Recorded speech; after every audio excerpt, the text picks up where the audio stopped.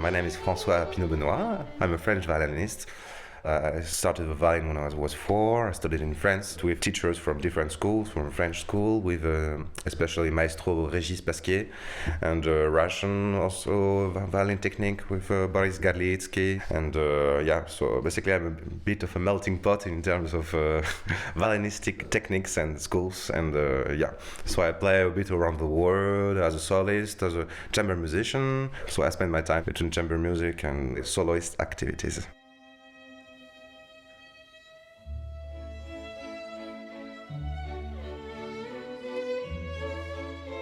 So I'm performing here at the Hailotu Music Festival.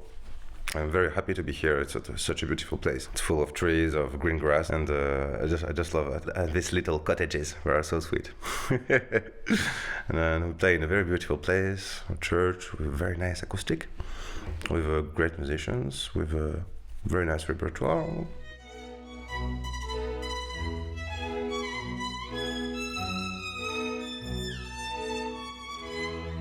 Where did I meet Seneca and Olum Salum Ramsablo first? The first time I stumbled with them in physical contact, it was in last February. I came to Aulu to play some Vivaldi and other things. Unfortunately, there was no public, so we were obliged to play in front of an empty hall, but it's still a very nice experience.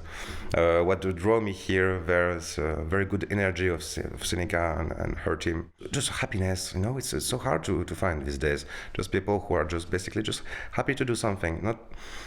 I don't find fake interest here. Just be able to enjoy doing music, sharing things. It's a very nice combination.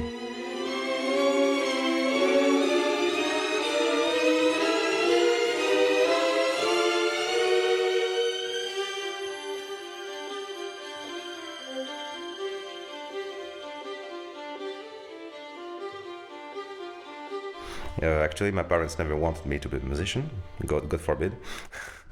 But they wanted me to practice some instruments because apparently I was singing at home or I wanted to play an instrument. So they brought me to a music school, and that day they were showcasing all the instruments. There was the cello, there was the piano, flute, etc. And I remember when I first heard the cello, I was like this tall. I was so afraid of it. Maybe the cellist wasn't playing good, I don't know. But it didn't touch me. And then I just stopped at the violin. And this is where, let's say, it all started.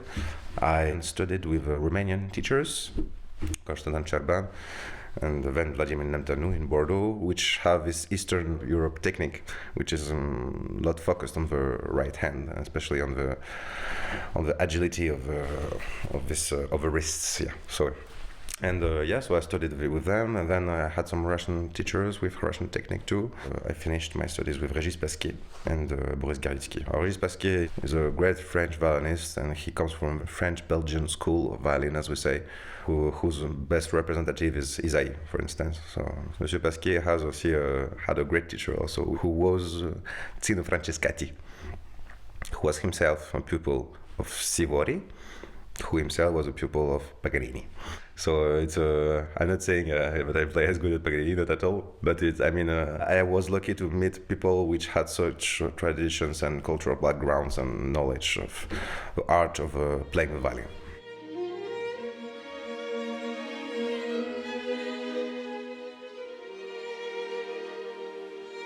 The violin techniques, as today, they all come from the same technique, which were originated in so-called Franco-Belgian school. There was a big teacher which was named Joseph Massart, who was a teacher of Genrikh Wieniawski, a very great violinist of his time.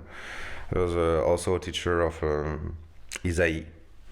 He was teacher of Fritz Kreisler, was a very great violinist of his time too. For instance, he was teacher of Isaïe. Vieuxtemps also taught Isaïe, he was a master of French technique. He was a pupil of Rode, it was a French violinist. To say that it comes all from the same place of birth, basically, it's around this Franco-Belgian. Then the famous Russian school was from Leopold Auer, also. The difference, I would say, is more about the freedom of the right arm. When you hear great Russian violinists such as Oistrakh or Leonid Kogan some or hi-hats, you can't really hear when they're changing bows. They have like a legato, like almost a bel canto legato. It's quite amazing. It's almost a singing thing, you know. And you just hear a continuous sound from one end to another. You don't hear the change. You don't hear little. The Franco-Belgian technique was about that too. But Franco-Belgian, it was as Russian, I think, focused more on the density of the sound and this legato, beautiful legato, non-stop legato. So the French technique of that time is it's very elastic, you know. We use lots of bow to produce sound like that, a bit like using the wind. Russians are a bit more on the ground, like.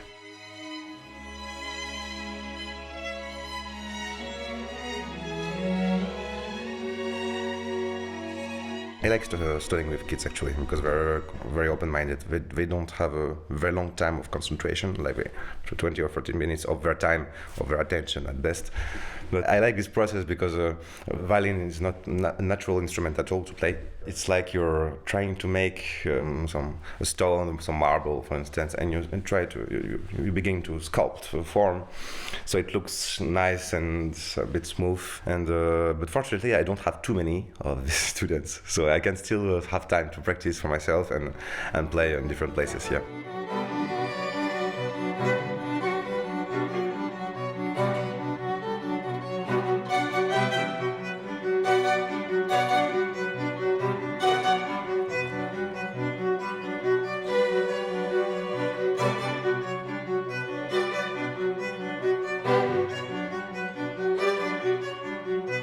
We are storytellers, and a good storyteller has to put some truth in his words, otherwise he won't be believed, he won't be listened, people won't feel what he's trying to communicate. So truth is not always pretty, not in the sense that it hurts, but when you get some kind of rough truth out to yourself, you have to understand it. Also, you have to know how to put it in your musical discourse, let's say, in your musical act, how to integrate it.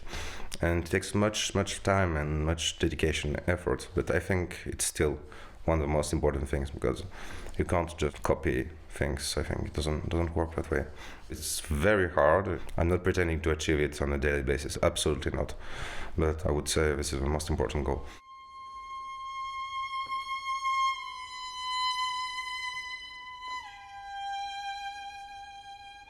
Deep down, I think almost everybody can feel it, like if something is not totally right. Of course, then we all have our tastes. Maybe we had a bad day, or I don't know, it could be 100 reasons why you didn't like a concert. But even for an amateur, they can guess at first hearing if something is truthfully played or said.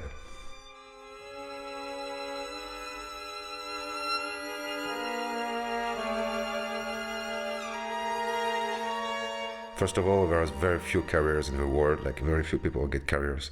Most of people have like other things, let's say.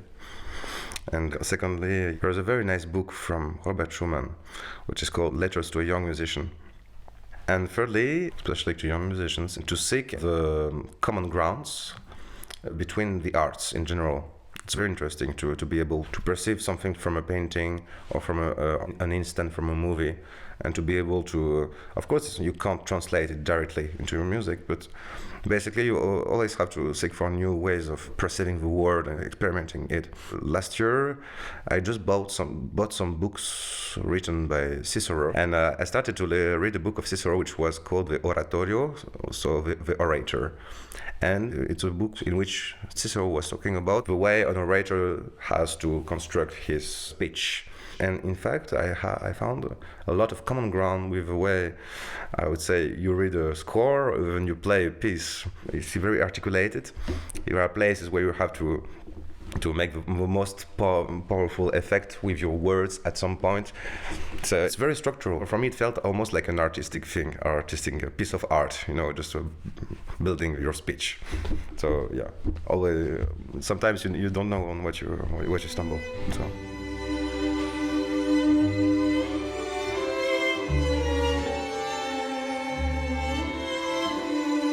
I'm playing some modern Finnish composers, some folk, also Finnish music, which is interesting, and some grand, say, virtuose repertoire for violin at the same time. For instance, I'm going to play with a double bass player, a grand duo for double bass and violin. It's very sunny, very full of smells of Italy, juicy like that. Yeah.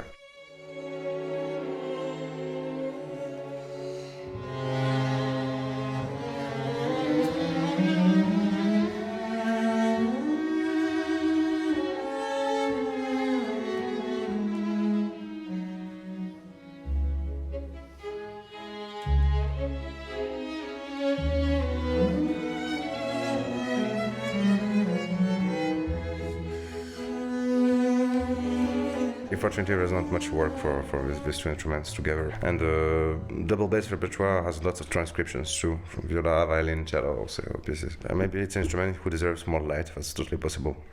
On the other hand, it's so hard. Just when I can play four notes with a contrabass, I think the distance is just for one note on the fingerboard. So.